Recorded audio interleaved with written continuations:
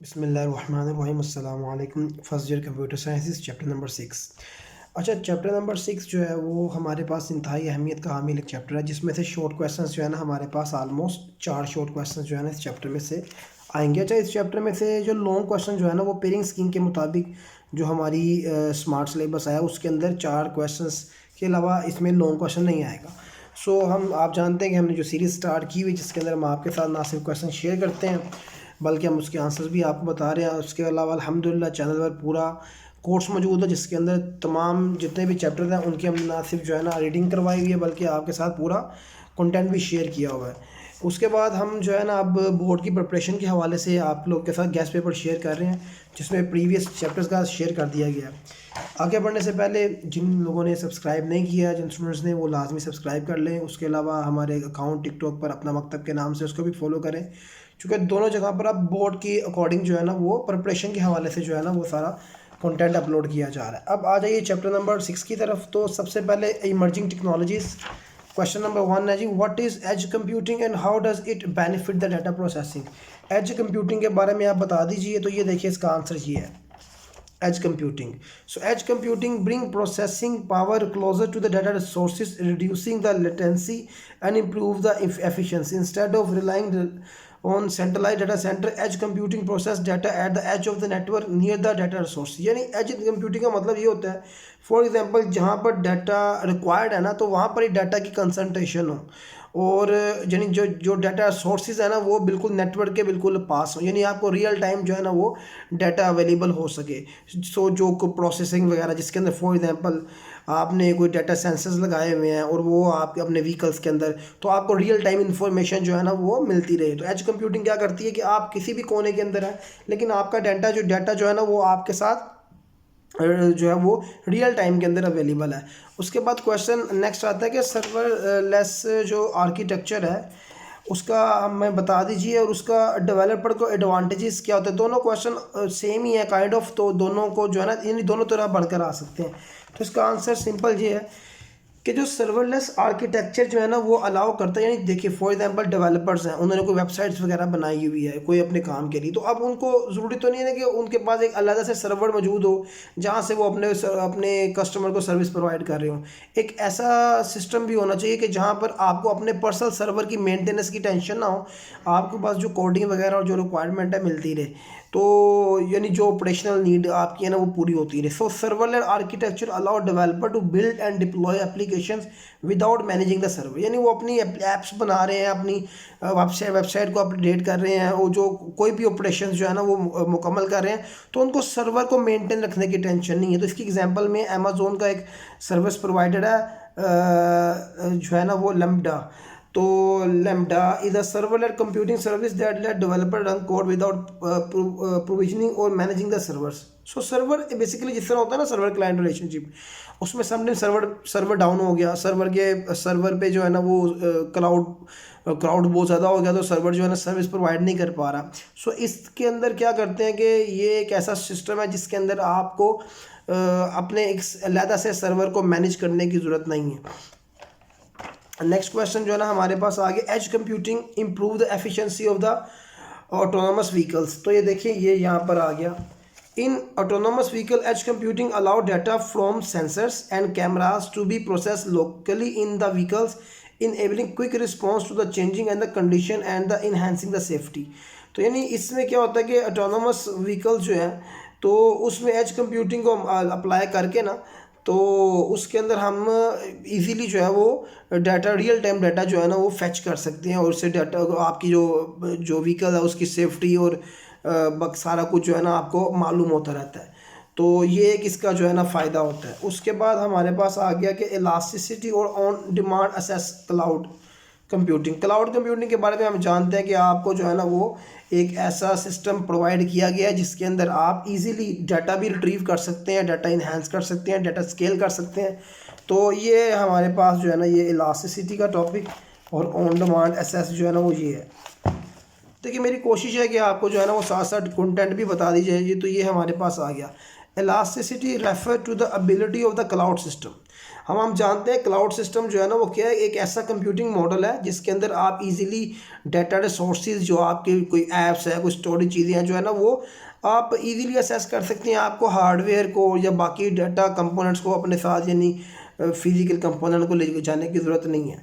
So elasticity refer to ability of the cloud system to automatically scale the resources. For example आपका जो है ना वो system आपको स्टोरेज ज़्यादा चाहिए, बैंडविड्थ ज़्यादा चाहिए, तो जो है ना वो क्लाउड क्या करेगा, वो ऑटोमेटिकली जो है ना वो आपके सिस्टम के अंदर ये तमाम चीज़ें ना जो है वो पुट कर देगा और उसको स्केल अप कर देगा। On demand instance mean that you can use computing resources when ever you need.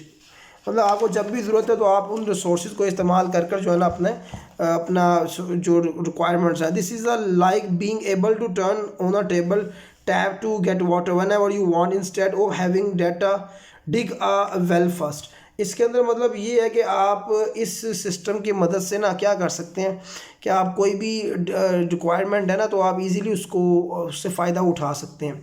यानी मतलब फॉर एग्जांपल कि आपने कोई रिक्वायरमेंट है आपकी, तो आपने उस रिक्वायरमेंट को गेन करने के लिए ज़रूरी नहीं है कि आपको पहले उस पूरी चीज़ को बिल्डअप करना पड़ेगा। आपके पास सब कुछ मौजूद है, आपने बस क्लिक करना है और आपका बैंडविड्थ इंक्रीज़ हो जाएगी जी। आपको 20 GB एक्स्ट्रा चाहिए जी, मिल जाएगा।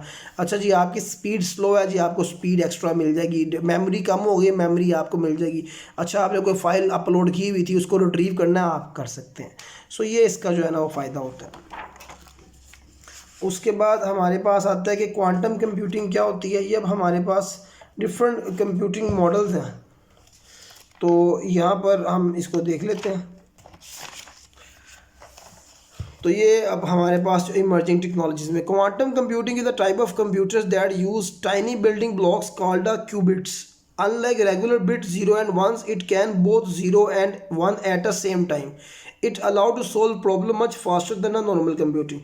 यानी क्वांटाइज किया जाता है डाटा को। क्वांटम थ्योरी जिस तरह हमारे पास फिजिक्स में, इस तरह कंप्यूटर के अंदर है कि बाइनरी वर्जन में हम कहते हैं डाटा या तो 0 होगा या 1, यानी या तो जो है ना वो ट्रू होगा या फॉल्स। तो इसमें यह है कि आप एट अ टाइम 1 बिट का यूज़ कर सकते हैं। तो यहाँ पर क्या होता है कि आप दोनों जो है ना वो बिट्स को 0 और 1 को at a same time use कर सकते हैं, जिससे क्या होता है स्पीड इंक्रीज होती है और डाटा की रिलायबिलिटी इंक्रीज हो जाती है। उसके बाद चूँकि इस चैप्टर में 4 सवाल आने, तो इसलिए मैंने कोशिश की है कि जो मैक्सिमम क्वेश्चन पॉसिबल हैं वो हम उसको निकाल लें। How cloud computing automatically scale the resources, यानी ये इसका आंसर है हमारे पास कि किस तरह वो ऑटोमेटिकली रिसोर्स को जो है ना यानी डिमांड को कर सकती है। यानी जब आपको ज़रूरत है तो आपका वो इजीली हो जाएगा। सो ये देख लीजिए, cloud service can automatically scale resources up और down based on demand, such as the adding और more service server during a peak time and reducing the when demand decrease. यानी आपको पीक टाइम है आपका फॉर एग्जांपल, और जो crowd बहुत ज़्यादा है, यूजर्स बहुत ज़्यादा है और आपको सर्विस स्मूथ प्रोवाइड करनी है, तो आप क्या करेंगे, अपने सिस्टम को स्केल कर लेंगे एट अ पर्टिकुलर टाइम। तो देन जब आपकी इसके वो रिसोर्सेज कम हो यानी कि यूजेज कम हो जाएगा, तो आप उस रिसोर्सेज को जिसको आपने उस टाइम के लिए लिया हुआ, तो आप डिमांड डिक्रीज़ कर देंगे, जैसे कि सिंपल बिजनेस के अंदर होता है। उसके बाद आ गया जी कि आप प्राइवेट और पब्लिक क्लाउड के बारे में बता दिए। ये लॉन्ग क्वेश्चन भी आ सकता था, लेकिन चूंकि पेयरिंग स्कीम के अंदर नहीं है। तो पब्लिक क्लाउड क्या होता है, प्राइवेट क्लाउड क्या है?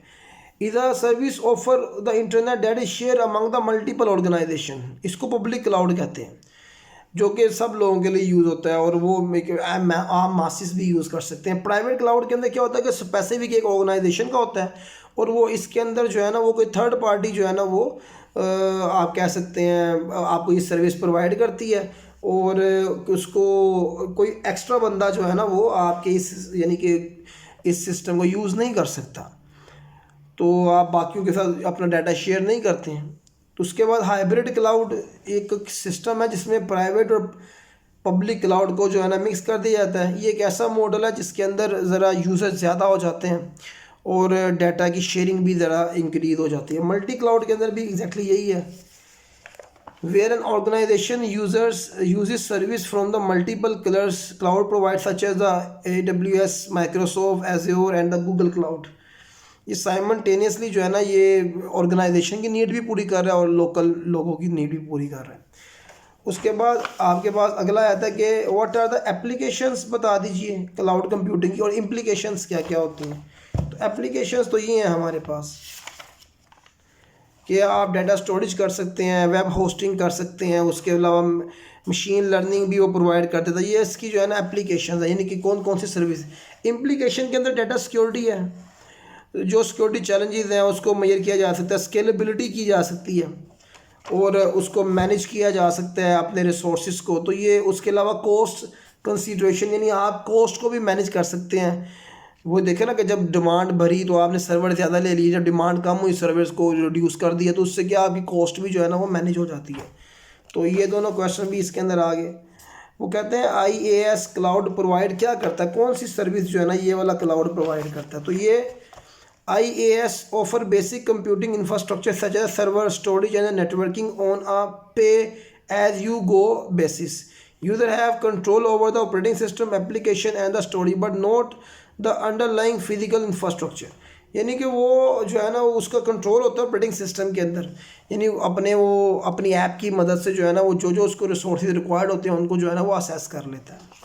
उसके बाद आगे आ गया, वो बताते हैं जी कि आप बता दीजिए हाइब्रिड और मल्टी क्लाउड, ये मैंने बता दिया आपको। IoT इंटरनेट ऑफ थिंग, ये क्या होती हैं, ये बेसिकली इमर्जिंग टेक्नोलॉजीज़ के अंदर आता है। IoT connect everyday object like a refrigerator, cars and even clothes to the internet. This allow them to send data, receive data, making our life more convenient.